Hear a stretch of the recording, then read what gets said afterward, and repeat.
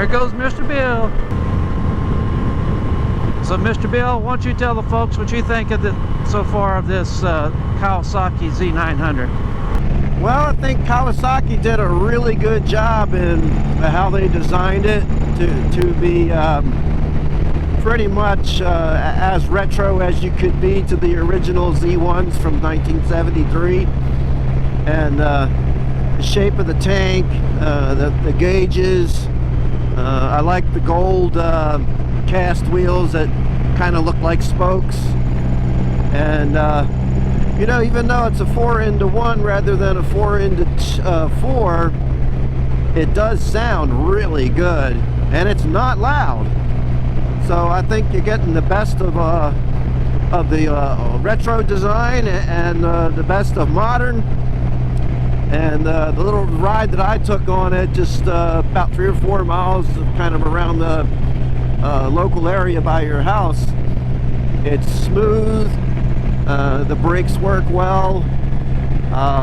It feels pretty steady.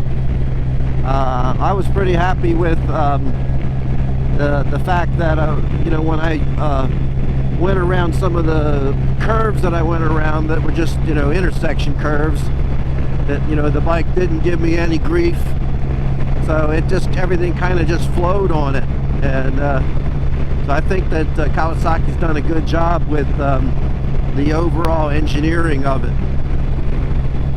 Although you didn't see Rapid Roy with you on this video, he did ride with us quite a bit of the way before he had to turn around and go back. I do appreciate all the positive comments I got back from my initial introductory video on this bike.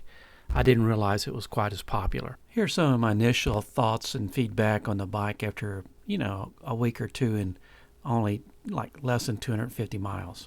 The rider's triangle is very important to me on the bikes.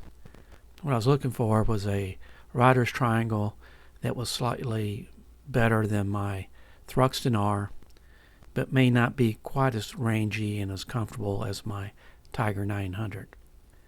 As you can see in this comparison here, you get better, the bars are up high, the foot pegs are pretty low from the seat, foot peg to seat height is pretty good, so it keeps your hips really nice.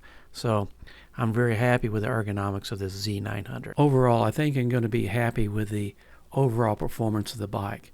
So any changes I'm going to be making to the bike will probably be more oriented towards comfort and the cosmetics of the bike.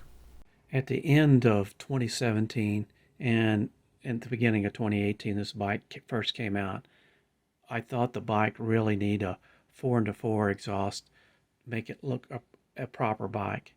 And the 4-into-1 I know is lighter and it sounds nice and the performance is better, but I'm looking at the 4-into-4 Delcovic exhaust. If I don't fit the Delcovic 4-into-4 exhaust, I'll probably go ahead and get a center stand for the bike.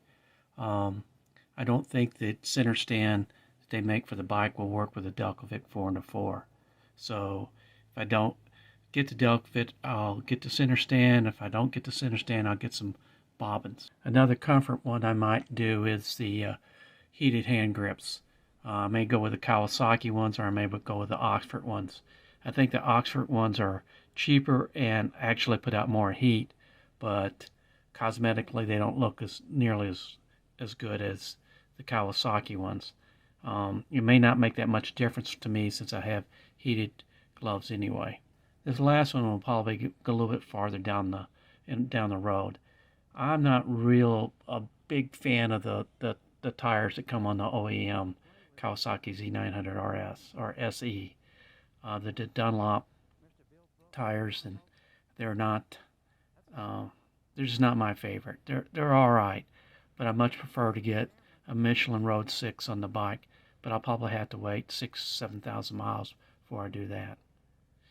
If you have any other suggestions, be sure and let me know.